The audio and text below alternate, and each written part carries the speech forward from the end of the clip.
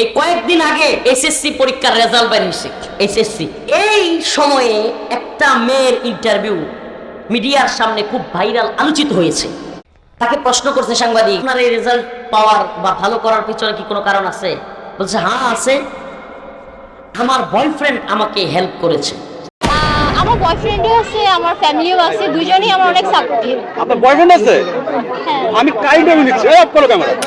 আমার বয়ফ্রেন্ড আমার থেকে 7 বছরের বড় and ও আমাকে গ্রোইং আপ করাইছে। সো আমার কাছে মনে হয় এজ ম্যাটার রিলেশন। আপনার এই স্টাডির পিছনে আপনার ফ্যামিলি আপনাকে বেশি সাপোর্ট দেয় নাকি আপনার বয়ফ্রেন্ড বেশি সাপোর্ট দেয়? বোথ। আমার বয়ফ্রেন্ড আমাকে আইসিটি বুঝায় দেয় রাতে বেলা। রাত্রে বেলা আইসিটি বুঝায় দেয়? হ্যাঁ, কারণ আমি রাতে বেলায় স্টাডি করি। আইসিটি বুঝায়, ও অনেক ভালো স্টুডেন্ট। এই আস্তে হাসবেন না, এটার কথা আমি বারবার না করি, সাবধান। আমরা এই বয়ফ্রেন্ড গার্লফ্রেন্ড কালচারকে ঘৃণা করি। যে জিনা, যে মিলামিশার কারণে, অবৈধ প্রেম ভালোবাসার কারণে একজন যুবতী প্রেগনেন্ট হচ্ছে পার্কে গিয়া, বিভিন্ন হোটেলে গিয়া, আর সেই যুবতী এই বাচ্চা নষ্ট করে পার্কের চুপজারে কিংবা বিভিন্ন ম্যান হলে ফেলে রেখে আসতেছে, আর আপনি সেটা নিয়ে মজা নিচ্ছেন। তো এই সমাজ, এই কালচার আমাদের না, এটা মুসলমানদের না। কিন্তু এই মেয়েটা সাক্ষাৎকার দিয়ে বলতেছে আমার বয়ফ্রেন্ড আমাকে সহযোগিতা করেছে, সে আমাকে পড়ায় উৎসাহ দিয়েছে, আমাকে মাঝে মাঝে দেখায় দিছে পড়া, রাতের বেলায় পড়া শিখিয়ে দিছে, আমরা স্টাডি করেছি, মানে অনেক কিছু। এই ভিডিও কি আপনারা দেখছেন নাকি আমি নিজেই বলতেছি?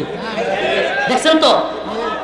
সে হাইসা হাইসা বলতেছে, কোনো অনুশোচনা নাই, কোনো লজ্জা বোধ নাই, হাইসা হাইসা বলতেছে আমার বয়ফ্রেন্ড আমাকে উৎসাহ দেয়। এবং সে শেষে একটা কথা বলতেছে যে আমার বাবা মাও জানি, বাবা মাও আমাদেরকে এই বিষয়ে উৎসাহ দেয়। নাউজুবিল্লাহ বলেন, হ্যাঁ যুব সমাজ নাউজুবিল্লাহ বলেন। খুব গুরুত্বপূর্ণ একটা পয়েন্ট। এরপরে আরেকটা মেয়ের সাক্ষাৎকার খুব আলোচিত হয়েছে, এটা আপনারা দেখছেন কিনা জানি না। আরেকটা মেয়ে সে সাক্ষাৎকার দিচ্ছে যে আমার বিয়ে হয়েছে, আমি বলছে সাক্ষাৎকারে ওই সাংবাদিক জিজ্ঞেস করছে আপনার পরীক্ষা খারাপ হওয়ার কারণ কি? বলতেছে আমার বিয়ে হয়েছিল, আমি বিয়েটাতে রাজি ছিলাম না, বাবা মা আমাকে এই পরীক্ষার আগে বিয়ে করাই দিছে, এখন আমি বিয়েতে রাজি না, পরবর্তীতে আমার ডিভোর্স হয়ে গেছে, আমি যে পরীক্ষাটা দিতে পারবো সেটাই ভাবতে পারি নাই, তো এই জন্য আমার পরীক্ষা খারাপ হয়েছে। ও মুসলমান ইমানদার, একটু মনোযোগ দিয়ে শুনতে হবে।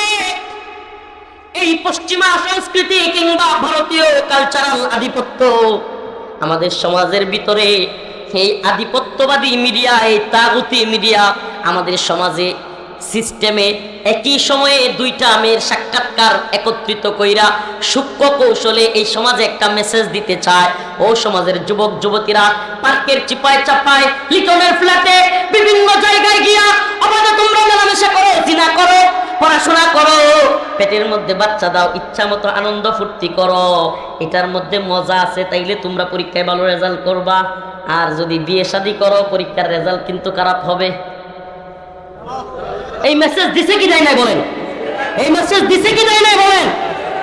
আপনি কি কল্পনা করতে পারেন আমাদের সমাজে বিয়েকে কঠিন করে দেওয়া, জিনাকে সহজ করে দেওয়া, অবৈধ রিল মেলামেশা, বয়ফ্রেন্ডের সাথে থাকলে পরীক্ষা ভালো হয়, আর বয়ফ্রেন্ড না থাইকা স্বামী থাকলে পরীক্ষা। আস্তাগফিরুল্লাহ। কিছু খারাপ কথা চলে আসে এই শয়তানগুলোর ব্যাপারে, কিছু মাহফিলের মঞ্চে মাইক তো এগুলো বলতে পারি না জীবনে এই কোনোদিন। আলহামদুলিল্লাহ, এই জন্য দেখবেন আমার ওয়াজ, আমার আলোচনা এই যে তথাকথিত টিকটকে কম যায় কেন? কারণ আমি এগুলো করতে পারি না, এগুলোতে আমার যায় না। কারণ কাইটাও যে আমার কথা নিবে, আমি ওই ধরনের কথা বলার ইচ্ছা পোষণ করি না। কিন্তু এদের এই কালচার দেখলে মনে চায় একটু খারাপ কথা এদেরকে বলি, ভদ্রতার তখন আর লিমিট থাকে না।